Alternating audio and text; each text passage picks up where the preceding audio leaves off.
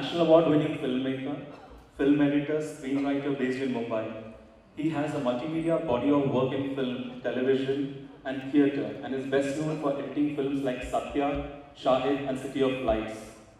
Um, he has also written the script for Hansal Mehta's highly applauded and highly acclaimed film Aligarh, which will be showing tomorrow at Kashishya.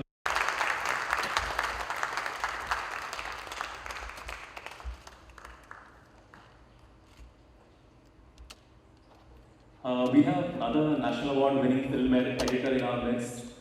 He is also the festival director of Kashish Mumbai International Queer Film Festival. I'd like to welcome Sridhar Rangayan on stage.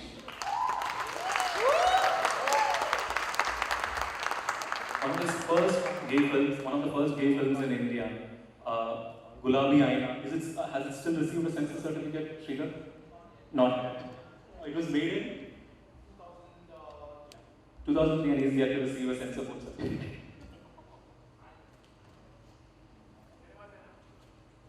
He's an Indian film director, editor, screenwriter, and producer. He's best known for his film My Brother Nikhil, based on the life of Dominic D'Souza, and one of the first mainstream Hindi films to deal with AIDS and same-sex relationship. He won the national award for his film, socially relevant and poignant film I Am. I'd like to welcome another national award-winning filmmaker on it.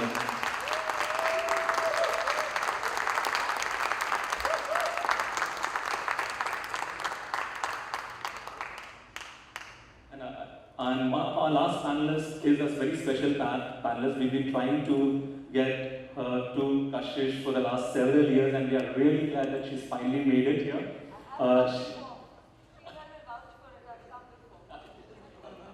She has acted in more than 40 feature films and in 10 different languages. She made her directorial debut with Firak in 2008, which premiered at the Toronto Film Festival. Between the Lines marks her debut as a playwright and theatre director. And I think our next panelist needs no more introduction than Fire. She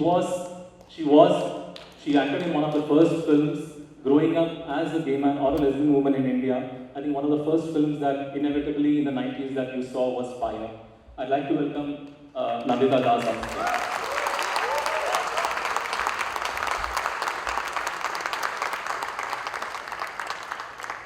Over to you, Meenakshi Shetty.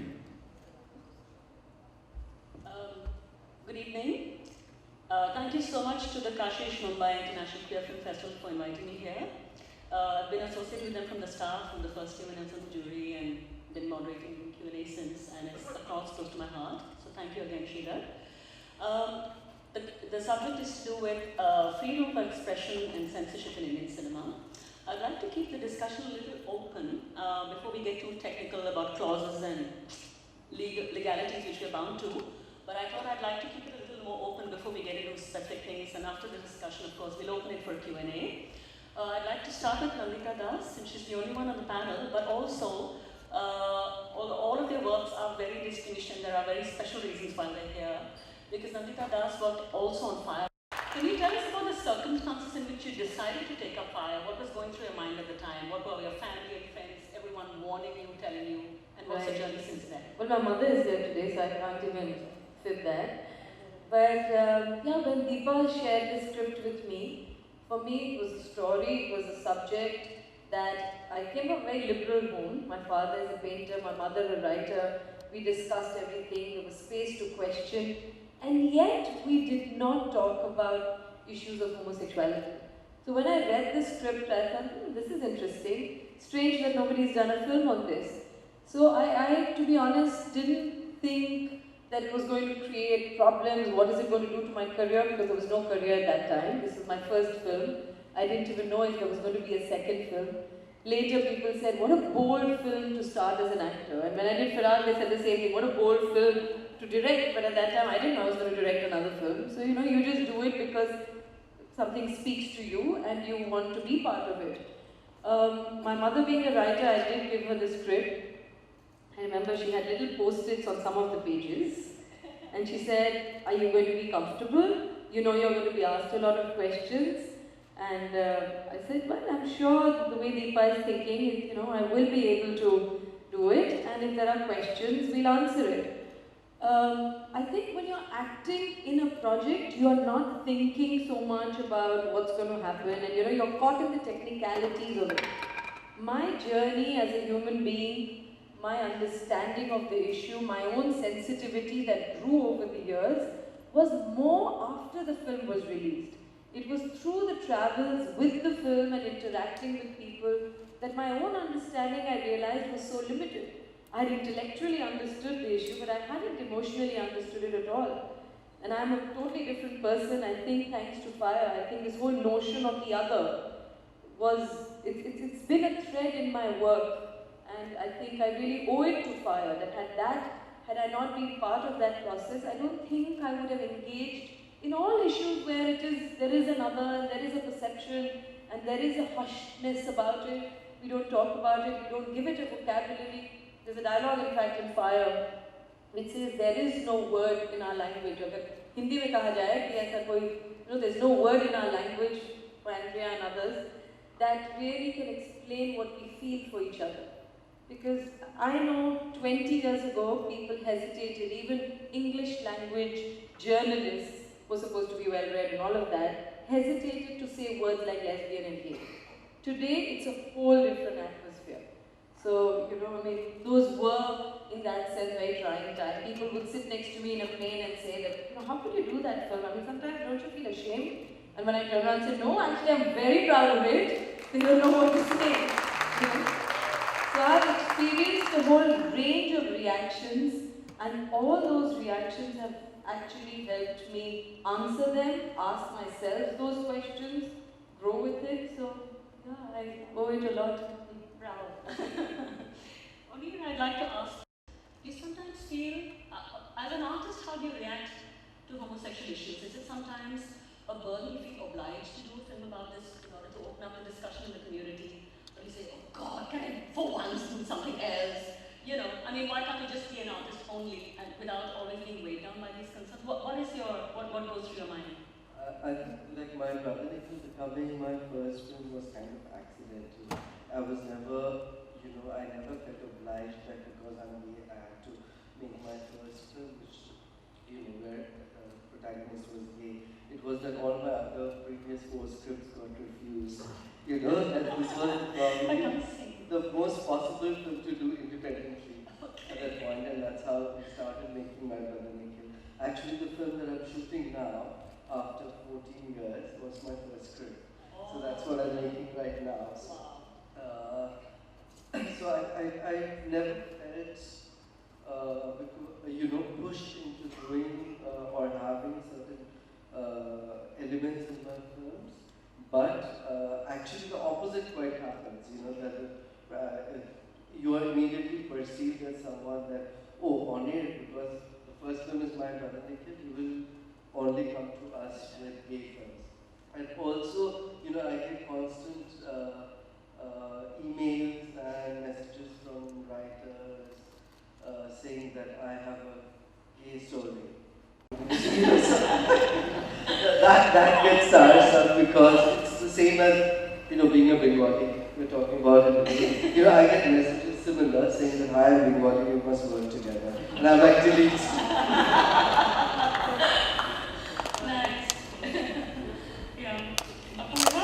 Who's of course, who has a wonderful body work. He co-wrote and edited Aligarh, and he also he has a huge body of editing work, including Shahid and City Lights and onwards from Satya, massive body work. To you, may I ask you, what were the circumstances in which you came out? What were the reactions of your family, the community, and how has that impacted your professional career? I think there's no one coming out that happens. You're constantly coming out at different stages, different communities, going back into closets, pretending you never came out, and coming out to society, to your professional, your co-workers. So there have been different stages.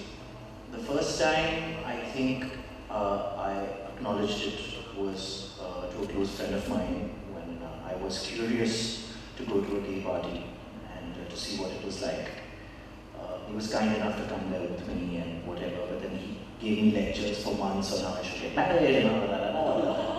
Anyway, and then was my folks, my dad and mom, who are really well-read people, like Nanita was saying about her parents, well-traveled. My mother was a Bharatanatyam dancer. My father has been with an international airline traveling the world. And I expected them to understand, you know. So initially, they suspected it because they found a letter from someone that I was dating at the time. And they confronted me, my father confronted me, and he lured me into a sense of security and said that, it'll be fine. Don't even cure, whatever it is, we are with you. So I fell for it and I said, yeah, you know what, I'm gay. And really, and so who do we be with? So I said, well, some cousins and some friends, whatever. And that full drama after that. And all hell broke loose. He took away my passport, I was supposed to travel abroad.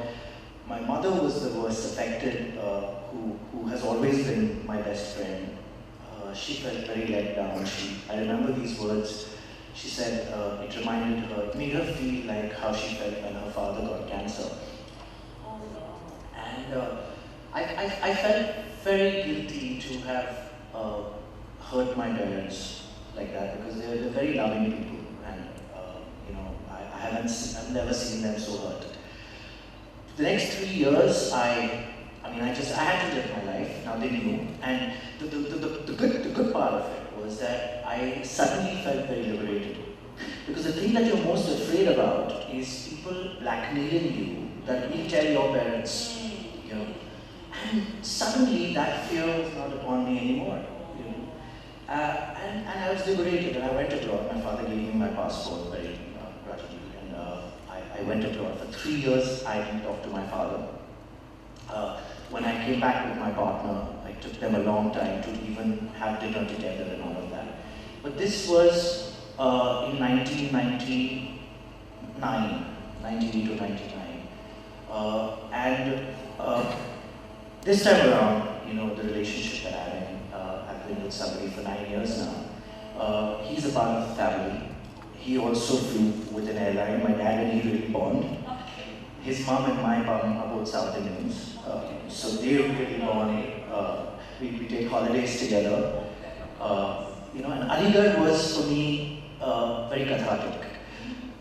I wanted to put out something that was bring out a character who I felt would be dignified.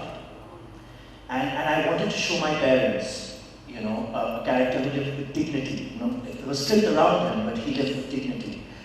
And it worked. My parents were moved and made a very big difference. Apurva, thank you so much. Very courageous of you to share this and very inspiring, Apurva. So thank you very much for that. I appreciate it.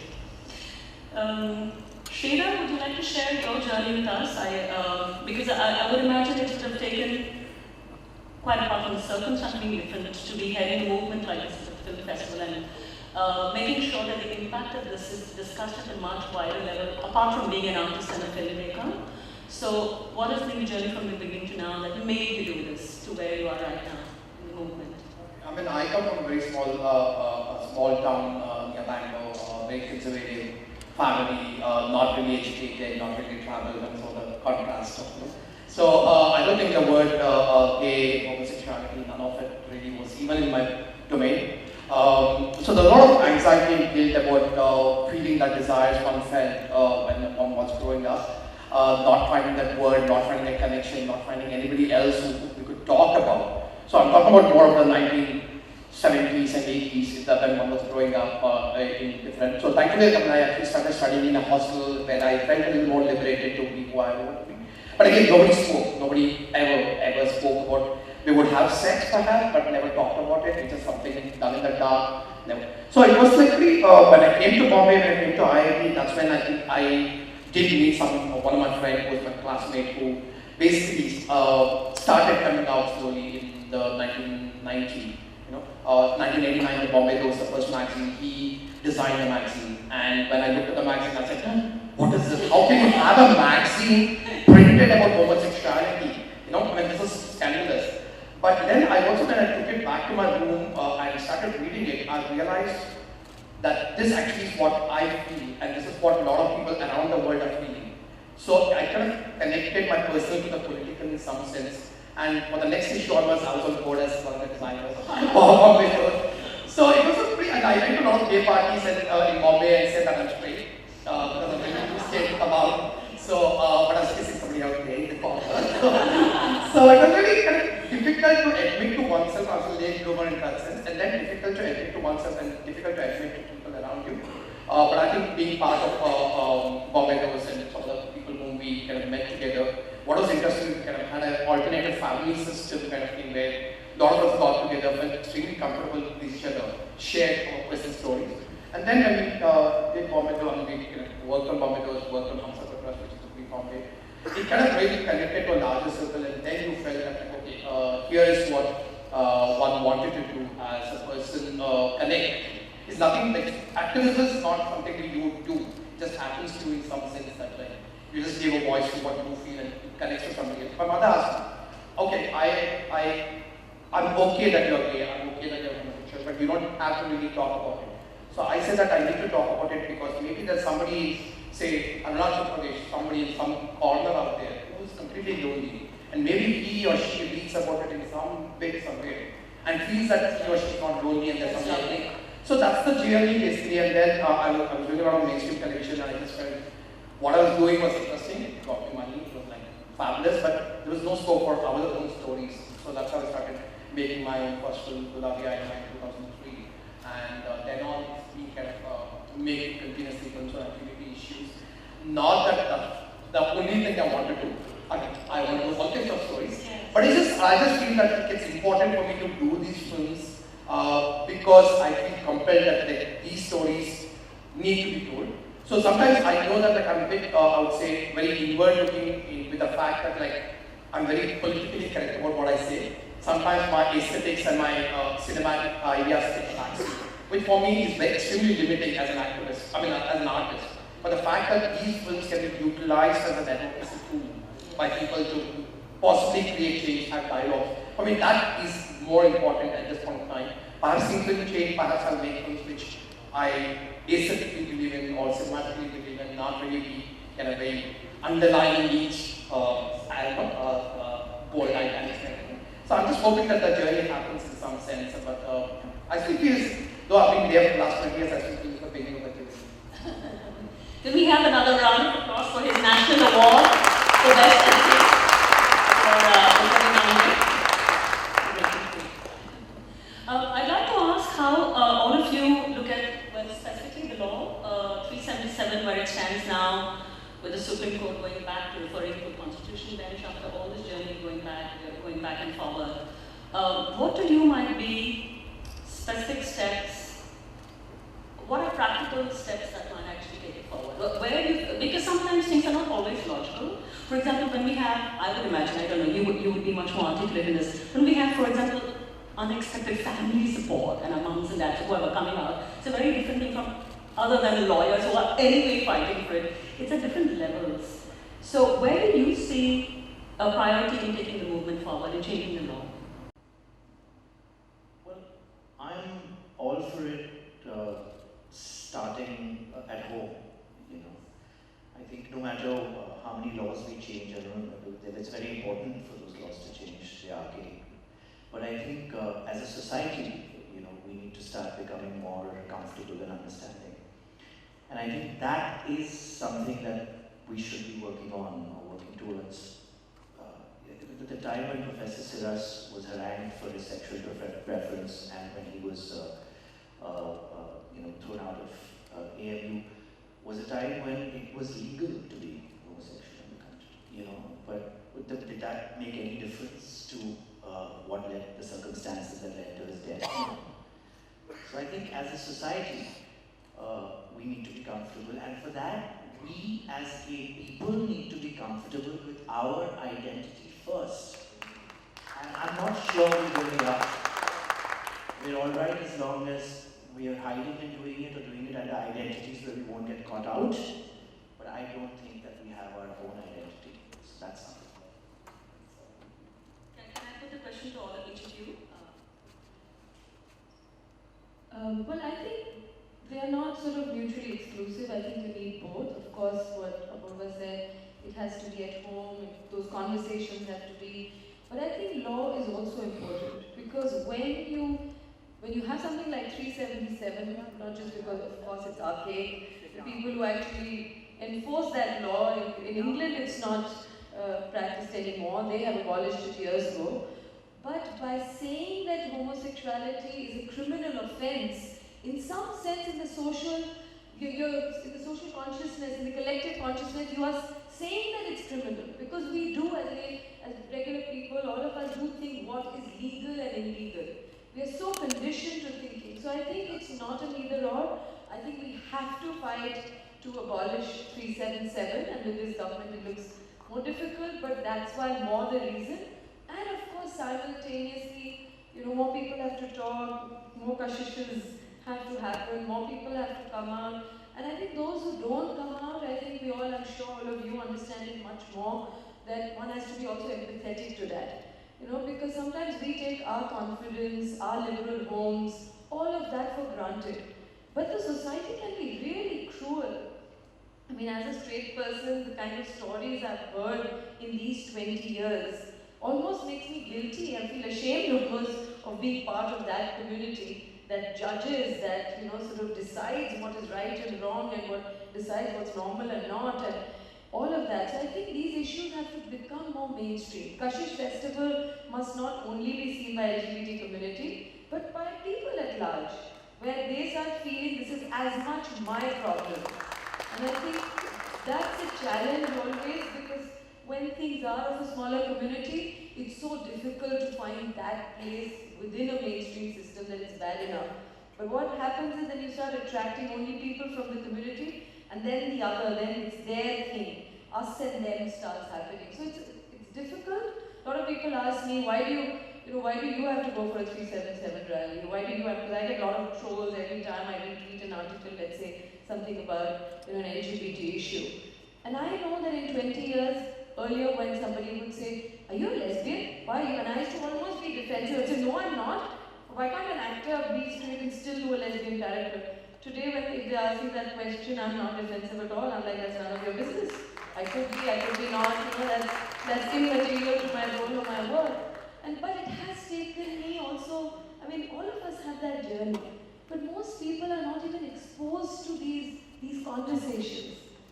Their conditioning is so deep that to come out of that, more stories have to come out. I mean, it's tragic, right? In 20 years, there was fire and a really sensitive portrayal is Aligarh. What have we really seen in between in India? There should have been 100 stories at least out of those 1,000 stories that we make every year. In 20 years, it will be 20,000 stories. There should have been at least 20 films. So I think there's a long way to go, but we have to be at it. Yeah, I think I totally agree with what Nandita has been saying, that it's important to legally one is empowered, because when you're legally empowered, it's so much more easier to also ascertain your rights as an individual. And I feel also it's very, very important to start this dialogue at school level, when they're having sex education. Because I remember when my niece was about 12, I started talking to her, confiding in her about, okay, I like this guy, and what do you think you go and tell my mother, also trying to, because she's growing up, trying to get her to talk to me about her life. And, recently, she's 15, she comes to me with this painting, and which had this man in a cage, rainbow colors, and there was a poem written behind it saying, the gay man wants to be free, and that's it, my boyfriend wrote this for you. So it was really sweet to have that, dialogue, and to be always she's yesterday she told me, why didn't you take me for the opening? So I said, I don't know if they'll allow 15-year-olds to come. So I think, it's very important to start talking to youngsters, to young people, especially in schools, because that's also a space where the sense of, I never it's like digressing for this, but I never really had anything of a come out, because I don't remember ever being closed or ever having to deny my identity. I'm born and brought up in Bhutan, where somehow, it was never an issue. Somehow, I don't know how come, it was never an issue with my parents. I've never had a dialogue about whether the need of being married or going to a doctor, nothing. So it was kind of, Very I, civilized. even while working in the industry, I never denied my sexuality. I never went out saying Gaia, but whenever I have to talk about it, I've always spoken about it. And I don't feel actually as an artist being ever discriminated being gay.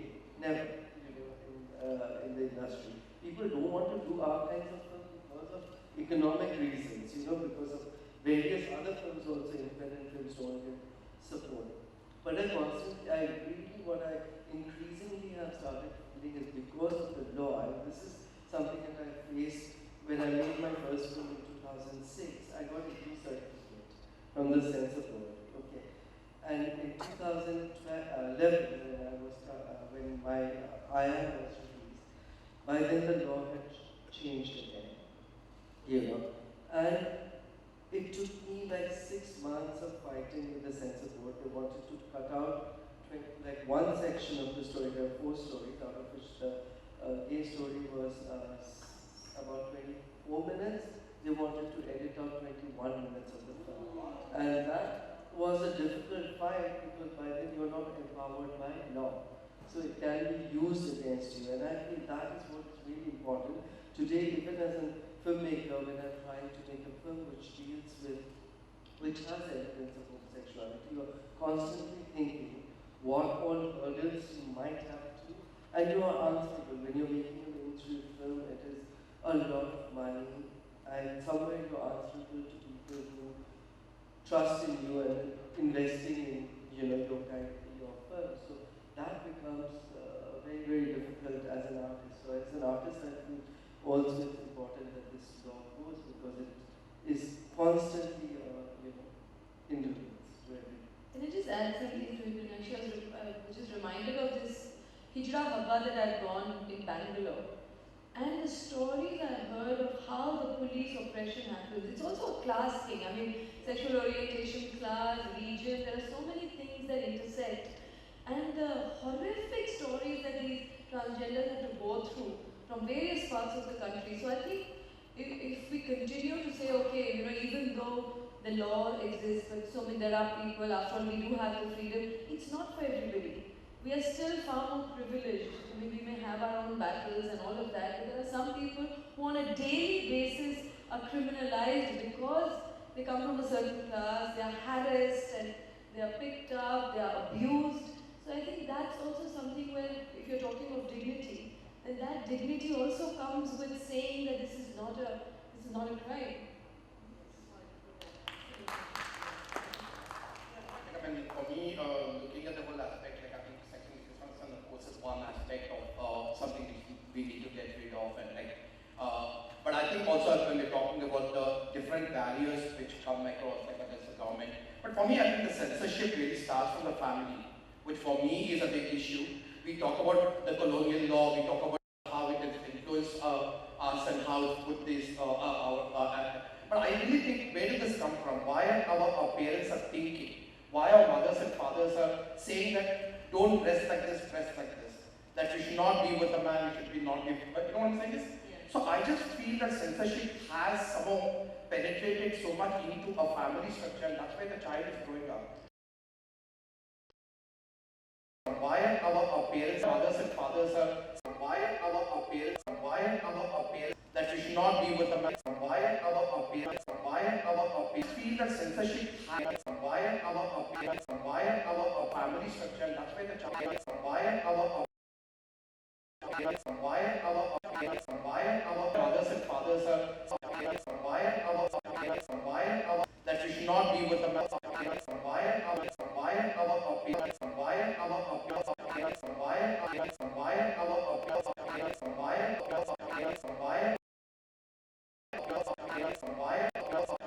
why mothers and fathers are, why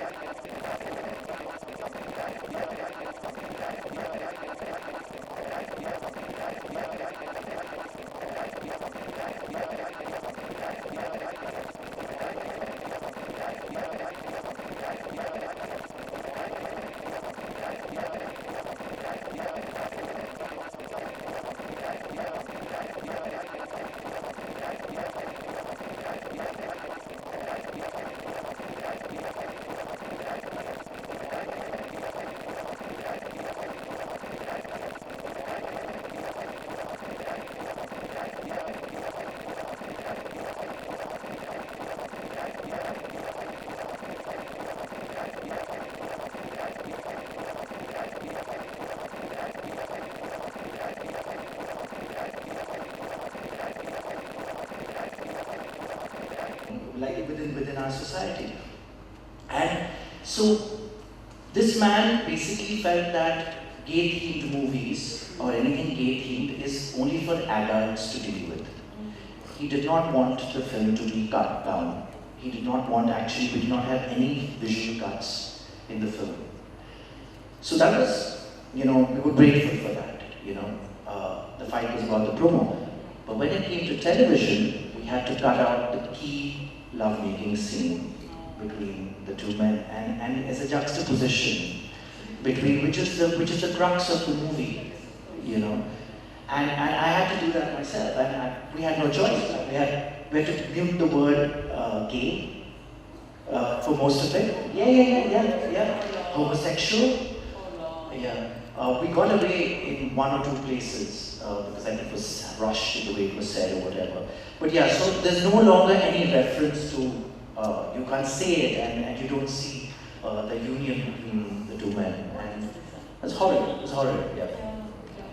But we got away with the cinemas and the TV. I just want to kind of say two things. One is like when I was talking to somebody who is looking at changing some of the censorship laws, and the person said that like it's important to change it, especially homosexuality in cinema should be kind of not be so put so much of barriers that you can't, as much as say homosexuality is illegal. But he says the point is like, because in school, you talked about, we don't discuss homosexuality, it's not in the school curriculum, okay, right from then. So only when you're an adult, you actually are talking about sexuality, homosexuality. So because of that, even cinema, okay, we would actually give it an A certificate. I mean, it is a logic which I didn't understand, but I can almost understand. So the day you put sexuality or talk about homosexuality in schools, that's when the censorship board or any kind of censorship, they will become a U and not an A anymore. So I think it is society and films and the censorship all reflection of each other is what quite an eminent person. So who talked about it. It was an interesting insight. But I just said there's a change. What we have changed as society. But this is something which maybe we should think about in some sense. I also want to bring up, as many of you would be aware, there's a Shamanical Committee for recommending changes to the censor board rules. And I'm going to read you one. There are many good things that it has recommended, and I think one point that a lot of people are exercised about. I'll just read you the section so that you're a little clear about it. It's called Section 5B1, and it says, so he had recommended that films be certified and not censored. You give them a certificate, let all of them go, but not censor any of them, which is of course wonderful. But this Section 5B1 says, a film shall not be certified for public exhibition if, in the opinion of the authority competent to grant the certificate, the film or any part of it is against the interests of, in brackets, the sovereignty and integrity of India, the security of the state, friendly relations with foreign states, public order, decency or morality, there it comes, or involves defamation or contempt of court, or is likely to incite the commission of any offense. My feeling is whatever you chuck out has smuggled its way back in, but I could be wrong. Nandita, would you like to mull on this? And what might be the implications of a new censor board regulation which includes such a clause? I mean, this doesn't sound like rating, it still sounds like censorship. Sorry, I didn't understand that. I mean, it's because it's so arbitrary. What is decent for you may be indecent for me, what is moral for me may be immoral for you. Exactly. It's so arbitrary and random. I mean, in Firaq, I had to actually meet the censor board because they wanted to throw out many things. And in fact, they said, आपने beginning में वो disclaimer नहीं दिया, you have to write that all these incidents are sort of not, there's no resemblance to any character or any events. And my disclaimer was, it's a work of fiction based on 1,000 true stories. Yes. So one of the censor board people said that, oh, so there are 1,000 stories in this. So I said, no, when you say earth based on 1,000 true stories, it's a metaphoric word. So you can imagine the kind of people that are in the censor board, that are sitting on judgment on your film. So I think I completely against censorship, not like a soft censorship, not the censorship that we are very great, amazing, intelligent, we know what is right. So we will censor, not one of those. That there will be horrible things that all 5 of us may completely dislike. We will choose not to see, we'll tell our friends, we'll write about it, we'll make a film about it, but we will not censor it. So I think we have to be almost a little bit fanatic about the fact that any kind of censorship is detrimental to growth of any society. And also it's just ridiculous because when you have internet, you have access in a way to a lot of things. So what are you really censoring? Which means you are in a way as a society saying it's okay to be hypocritical. You are basically not encouraging honesty. You are not working on making a society more discerning, more thoughtful, do more critical appraisals, discuss films in a better way so that people know maybe what is good, bad, and we hone that aspect of understanding films.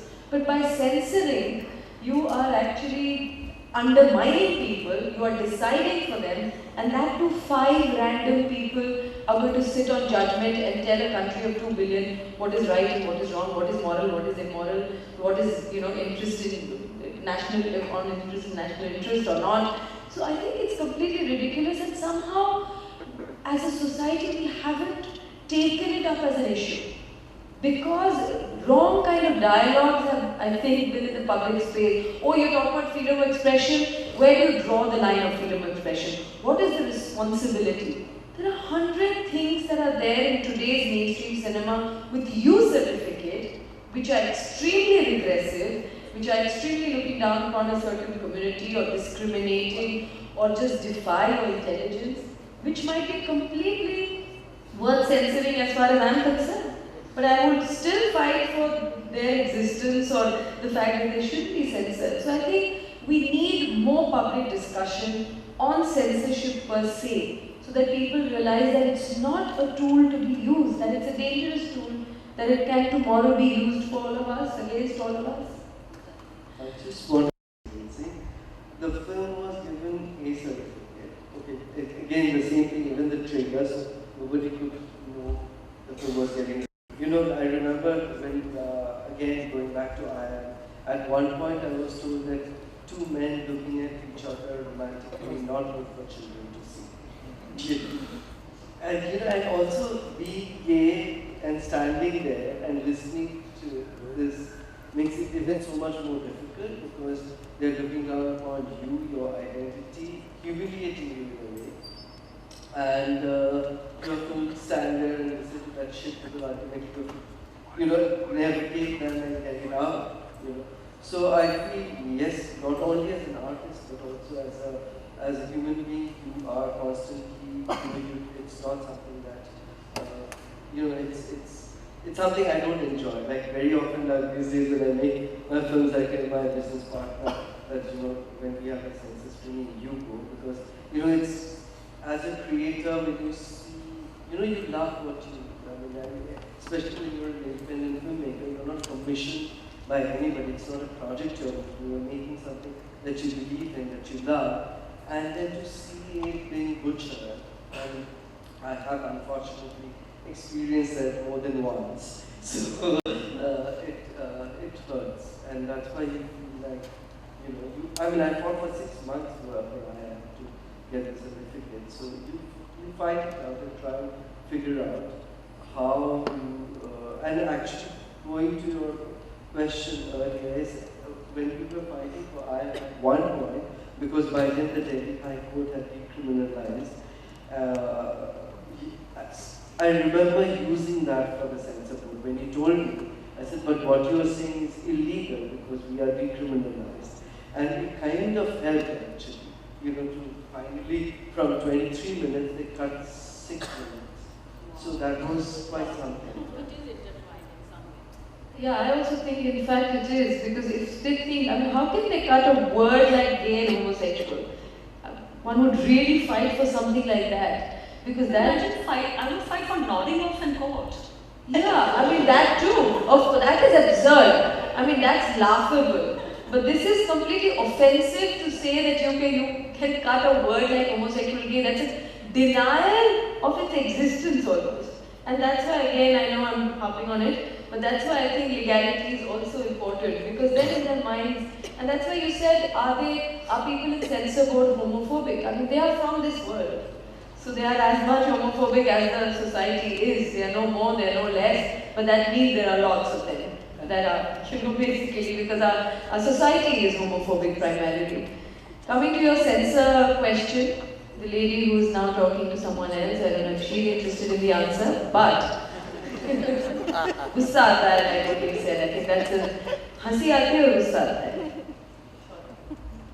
I just wanted to add quickly one thing. I also like, I believe that I think we are moving backwards. Just like Ranvita said, her first film didn't have any cuts. Similarly, I wouldn't have been able to. I think Fire would have been difficult today, and Firaq also. I don't think I could have made Firaq today. we got a huge certificate. I had the word K in it, and still like no cuts, zero cuts, user certificate, which means it could be shown in schools to have, So I feel we are moving backward about a whole lot of things, and that is what really, really worrisome. And there is another, quickly, sorry, I'm taking too much time. Is another form of censorship which we haven't spoken about is media. Today, read films like Aligarh or I Am, My Brother Nikhil, which create dialogues. You have homophobia in, people who are heading satellite channels. They will not, I'm sure, because we don't price it like a tapa, don't expect that kind of subtle satellite price. But very often, these films do not get shown on satellite despite US certificates, because there is someone sitting out there who decides there is no audience and people should not be watching this. Because there's a larger audience that you can reach out to.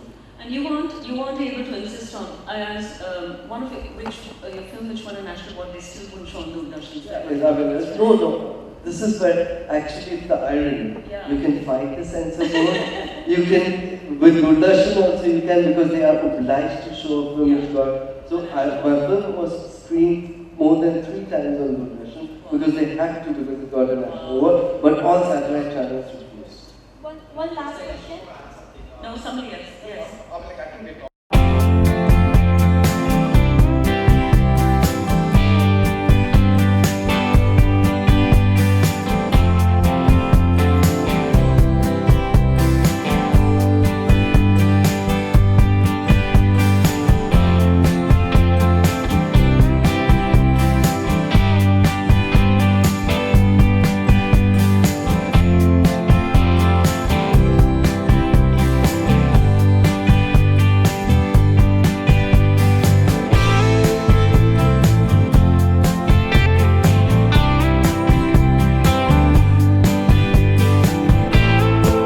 बोलिए.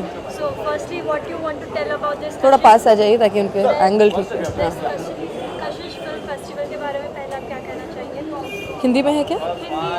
नहीं, आप जो बोलेंगे उसमें करेंगे ना हिंदी. ये कशिश film festival एक बहुत अच्छा इनिशिएटिव है जहाँ पर LGBT कम्युनिटी की फिल्म यानी लेस्बियन गे फिल्म्स को दिखाते हैं. हमारे समाज में लोग इस चीज़ को अभी भी इतने एक्सेप्ट नहीं कर पा रहे हैं या इसके बारे में ज़्यादा बात नहीं करते हैं. और ये जबकि पता है कि बहुत ही नेचुरल चीज़ है, 10% of the population is gay lesbian, तो बहुत ज़रूरी है कि अलग अलग कहानियाँ हमें दिखाई दें, अलग अलग लोगों की ज़िंदगियाँ हमारे सामने आएँ. तो मैं तो इस फेस्टिवल को पूरे तहे दिल से सपोर्ट करती हूँ. और आप यहाँ देखेंगे कितने सारे LGBT कम्युनिटी के लोग यहाँ पर आए हैं, क्योंकि उनको बाकी मेन स्ट्रीम जगहों में वो जगह ही नहीं मिलती है, उनकी कहानियाँ ही सामने नहीं आती है. फायर एक मैंने फिल्म की थी 20 साल पहले, और अभी अलीगढ़ आई है, बीच में ऐसे आई एम और छोटी छोटी कुछ फिल्में आई हैं. I think Kapoor and Sons में थोड़ी बात थी, बट बहुत कम फिल्में हैं जो इस होमोसेक्सुअलिटी के इशू को सामने लाती हैं. अच्छा, आज जैसे पैनल डिस्कशन में बात चल रही थी freedom in expression and censorship, right? तो उस मुताबिक आप एज ए डायरेक्टर अगर कोई फिल्म डायरेक्ट करती हो और आप क्रिएटिविटी उस फिल्म में लाती हो और उसी क्रिएटिविटी को काटा जाता है, तो हाउ डू यू फील? नहीं, आई थिंक सेंसरशिप एक बहुत ही डेंजरस टूल है, क्योंकि जो ये 5-6 लोग डिसाइड करते हैं कि मतलब 2 बिलियन इंडियंस को क्या देखना चाहिए. अब आप सोचिए, बहुत ही आर्बिट्री है. जो चीज़ आपको अच्छी नहीं लगती हो सकता है मुझे लगे, जो मुझे लगती है वो किसी और को न लगे. क्या राइट है क्या रॉन्ग है, हमको लोगों पे विश्वास करना पड़ेगा ताकि हम लोग मिल के सोचें कि क्या सही है क्या नहीं. और वैसे भी आजकल इंटरनेट पे सब कुछ आता है, तो इस तरह की सेंसरशिप करके ये 5 लोग डिसाइड करेंगे कि व्हाट इज़ राइट और रॉन्ग, ये तो बहुत ही गलत चीज़ है। इसीलिए पूरे सेंसरशिप को रीमॉडल करने के लिए श्याम बेनेगल और उनकी पूरी एक टीम को बिठाया भी गया था। एंड आई होप कि हमारे यहाँ भी रेटिंग सिस्टम हो जाए ताकि कोई 5 लोग ऐसे रैंडमली ना डिसाइड करें कि ये सही है गलत। फायर में भी हमें सफ़र करना पड़ा, या वाटर जिस तरह से, ये कई बार सेंसर बोर्ड की गलती नहीं थी। Fire in fact was not cut at all, एक भी उसमें वो नहीं था। पर ऐसी कई फिल्में हुई हैं जिसमें बहुत ही आर्बिट्रेरी चीज़ें लोगों ने काट दी गई हैं।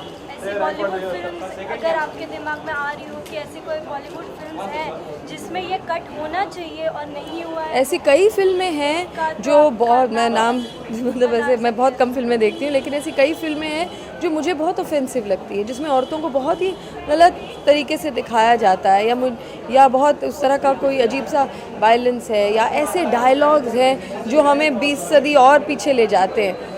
तो वो भी हम नहीं अगर देखना चाहते तो हम नहीं देखते हैं। हम और लोगों को कहते हैं कि भाई ये घटिया फिल्में मत देखो, पर इसका ये मतलब नहीं कि जो चीज़ें मुझे भी पसंद नहीं है कि मैं चाहूँगी कि वो सेंसर हो, मैं वो भी नहीं चाहूँगी। मेरा ये मानना है कि हर तरह की फिल्में आएँ और हम लोग एज इंडिविजुअल सोचने लगे और समझने लगे कि क्या अच्छा है क्या बुरा है। ये हमें भी कुछ हद तक डिसाइड करने की छूट होनी चाहिए।